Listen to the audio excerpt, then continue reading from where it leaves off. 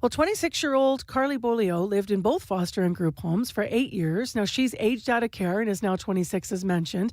But when she was 10 years old, she was moved from Sandy Bay First Nation to a Winnipeg foster home. And as you'll hear, that didn't work out. But Karlii joins us with some insight to share her experience and what she thinks needs to change. Good morning. Welcome. Thank you for being here. Good morning. No problem. So you're 10 years old. I want to just go right to that so we can get a lot of your insight in your life.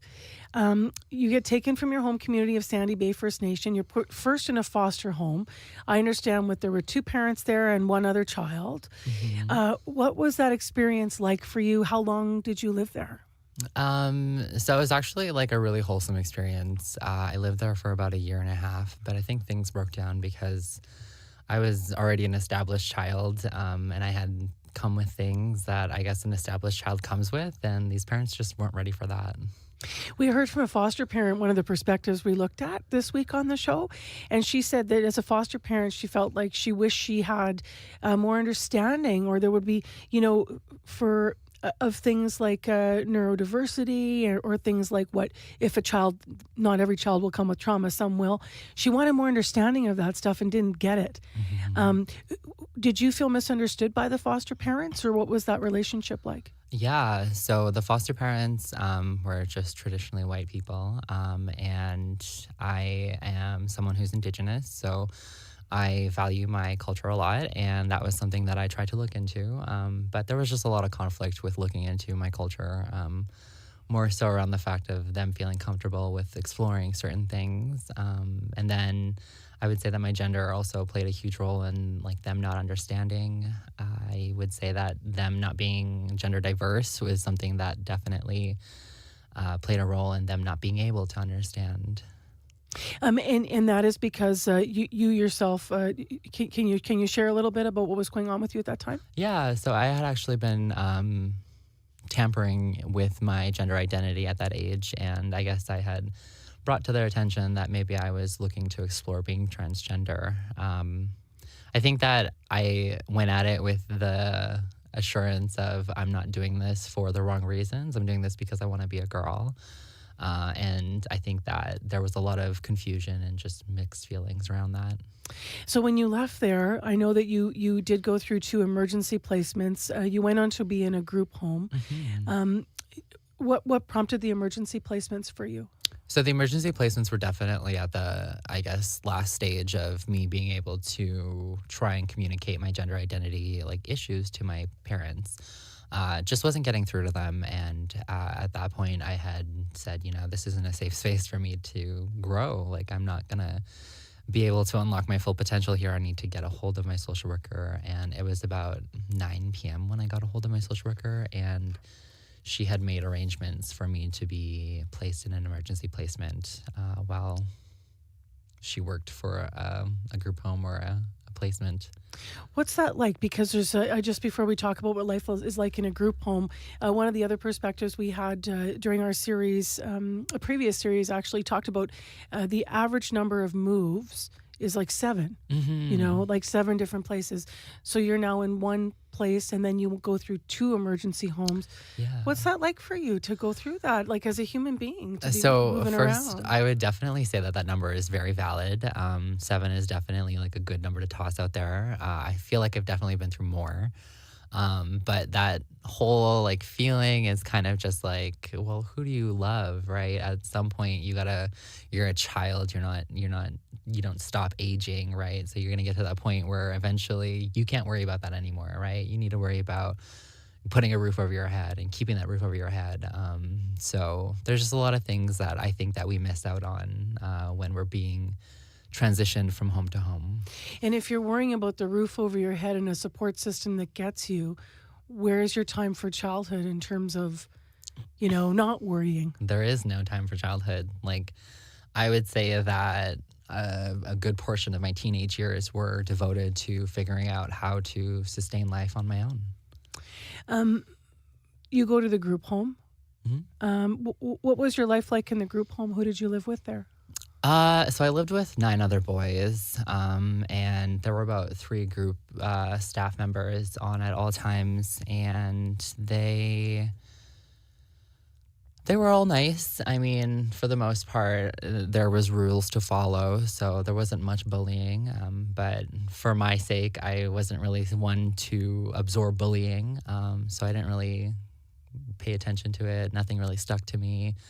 Overall, my experience in a group home, I would say, was pretty privileged. What were to start with the pros of living in a group home? What did you find there that maybe you couldn't find at your specific foster home, or maybe I shouldn't make that direct of a comparison? What were some of the things that you were positive about living there? So one of the most positive things I would say is the intersecting experiences that I guess came together to care for my trauma as a child. There were definitely like a lot of people from different backgrounds. There were tons of people. I met someone from, where was it, Ethiopia, and she was like the greatest human being alive. She taught me a lot about just what it's like to be humble and be a person who is like grateful for everything. And then there were Indigenous staff. So those were the staff members that, you know, we confided in. We told everything to because we just felt comfortable with them. They opened up doors for our cultural programming that, I mean, other staff just could never, right? Because they don't know that, they don't have that experience or that knowledge. Did you have a sense of safety there? What was that like? There was some sort of sense of safety. I think that knowing that these people were paid to be there was a little unsettling. And how old were you at this time? I was about 13. 13. Yeah. Oh, so young, like so young, right? Yeah. And you look back, I mean, you're 26 now, right? I'm obviously an adult woman Yeah. as well. It's like you look back and think about yourself. People might not realize, and maybe they all, please educate us because I don't know if they all are the same or not, but this was a locked facility? Yeah, so there was a portion of it that's locked, and it's usually like it's in it's like a status. You start off in a locked facility, but then with good behavior and certain like meeting expectations, you might go to an open facility or even a group home that's facilitated by the agency. So did you have curfews? Yep. So there are like curfews that are embedded in policy. There are curfews that are sometimes mandated by Winnipeg Police or RCMP. Okay. And can you share what led you to be in the locked facility at the time? Yeah. So I actually brought with me Okay. a little report that just talked about some of the things. And my social worker at the time was a relative of mine, and what she had wrote I would say is a bit of a conflict of interest, but she said that I had boundaries and engaging. I had problems with touching, sometimes refusing to comply with instructions and rules. I also needed to be assessed for depression and ADHD, and I needed to receive supports in my process of exploring my sexual orientation and to explore my Aboriginal culture. So those were like the reasons for referral that were placed in the very first report that I have. What's your reaction to that? That would be what led you to, if I'm understanding you correctly, that's what led you to be in a locked facility at 13. So I would definitely say that this is irrational. This is definitely not something that should put someone in a locked facility. I would definitely say that there were more things that were going on that could have been put in this report. Mm-hmm. I want to ask you about Police Chief Danny Smyth. He in his comments, so he obviously said the high number of teens committing violent crimes in the city of late. A lot of the teens were in CFS care, but then he elaborated to look at the systems that are working. Did you have intersections with the justice system as a youth as well? Yes. So actually, I was blamed for a crime that happened in Langeruth, Manitoba. So I was involved with the RCMP. And later transferred over to Winnipeg Police Service when I was living or residing in Winnipeg for a certain amount of time.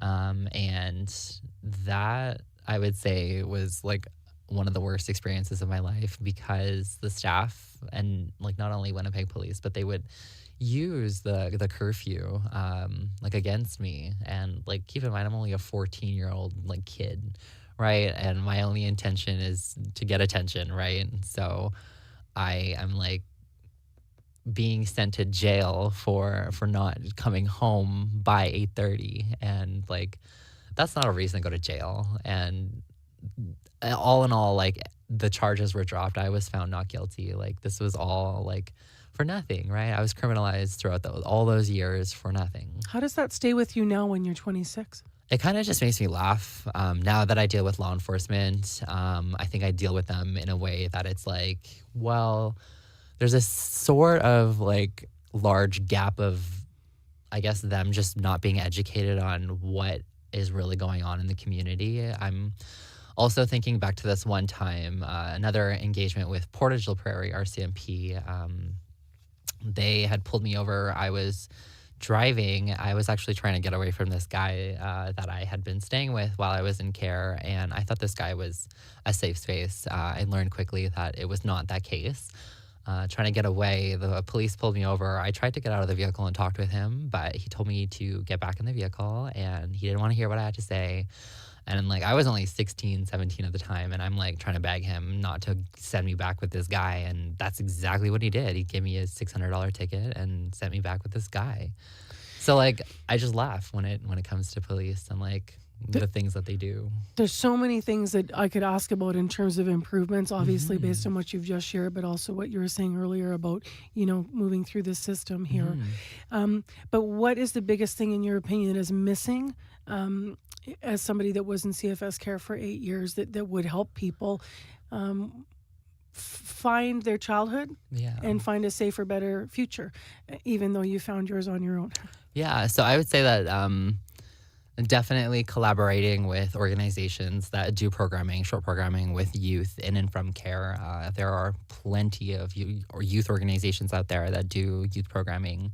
BGC, Winnipeg, Voices, Manitoba's Youth and Care Network, The Link, Futures Forward, Yes Manitoba. Like, you never had any of those coming into your life when you were young? Oh, for sure. I was involved with all of them. Got it. But there were some that I guess I had like a little bit of negative involvement with. But I would say that getting that regular involvement.